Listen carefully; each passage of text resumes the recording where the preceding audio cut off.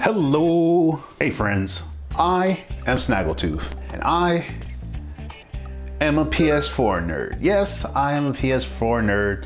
Sorry Xbox people, but I had to go with the superior console. And with PS5 being right around the corner, I decided to take a look back at the games that made PS4 such a masterpiece, such a special thing in the universe. These are my games of the generation. If you don't like them, well then sorry, not sorry. First game on the list, The Last of Us Part 2. Wait! Now before you hit that X up there in the corner there, let me explain. The Last of Us Part 2 might have been the most divisive game of the generation. Some people liked the direction it headed in, some people hated the direction it went in. But you cannot deny that this game is a factor. Visually fantastic, mechanically probably one of the most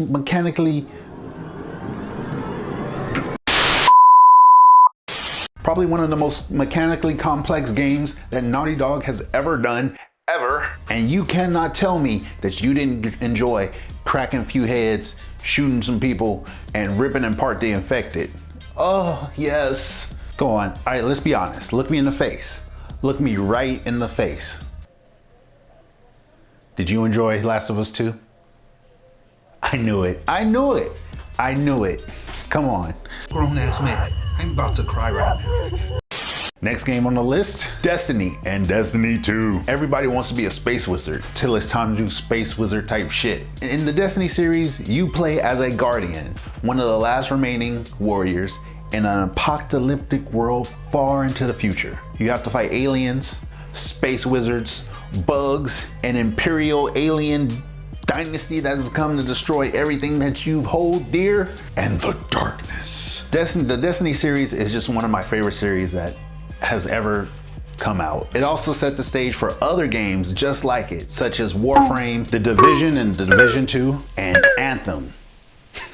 Anthem, remember that game? Jesus Christ. The best thing about Destiny was playing in the Crucible, and you had Shaxx cheering you on. With 10 warlocks like you, I could turn ideas into weapons. And if you had a crush on Cora Ray, raise your hand. No? Just me? Oh, okay. Sorry, I'll go. The next game will take all your emotions, but them, and hand them back to you. Death Stranding is a game made by Hideo Kojima, and the main character is a character played by Norman Reedus. So if you're a big fan of Walking Dead, you already know and love this game. The bad part of this game is that you'll be walking and walking and walking. The good part of the game is walking never feels unfulfilling. You'll be facing these ghost things that come out of nowhere, and you have to deliver these packages while you're facing these ghost things. If you fall, the packets are damaged, you get a lower score. But the gameplay is just one element of this game. The game shines when it comes to the story. A deeply sad, emotional trek through a barren wasteland, carrying a fucking baby. That's right, you heard me, a baby. And as you play through the game, not only do you get attached to Norman Reedus, but you also get attached to this little dumpster baby that you're carrying around. You're not only trying to keep Norman Reedus safe, you're trying to protect this little child too. The feels are there. Honestly, if you haven't played Death Stranding, go out and buy it right now and play it. Don't worry, I'll wait. I'll be right here.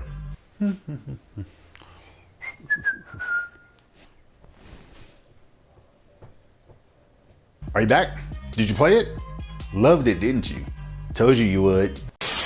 Spider-Man, Spider-Man does whatever a Spider-Man can. Spider-Man is about, it's just a good time. There's nothing more to say. That's it. That's all I got to say about this game. I'm done. Turn off the camera.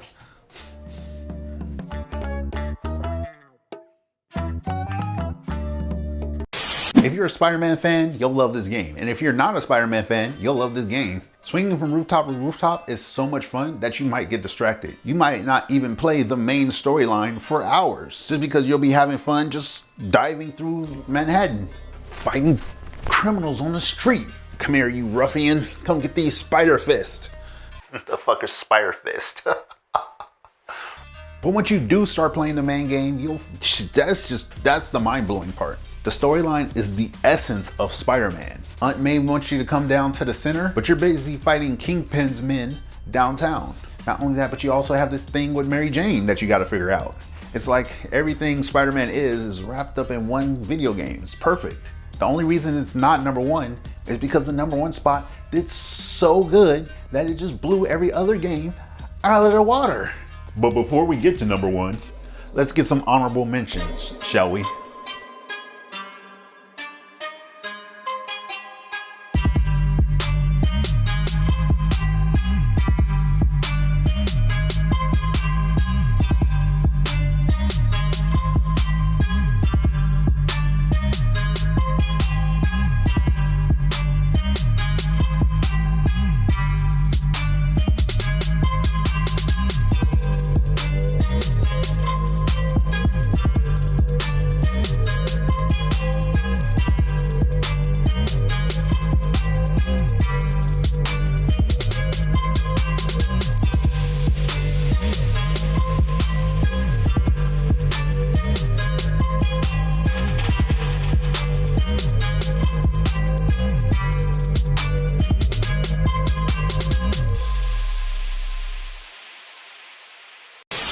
Honestly, I'd introduce the next game, but honestly, you probably already know what the next game is. This next game needs no introduction.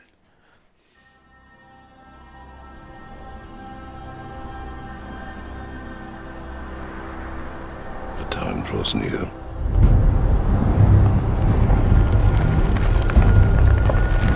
You might not like Last of Us, you might not like Destiny, but if you don't like God of War, then fuck you. Man.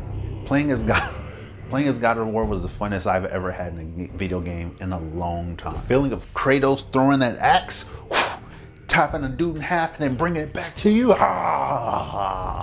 Nothing like it.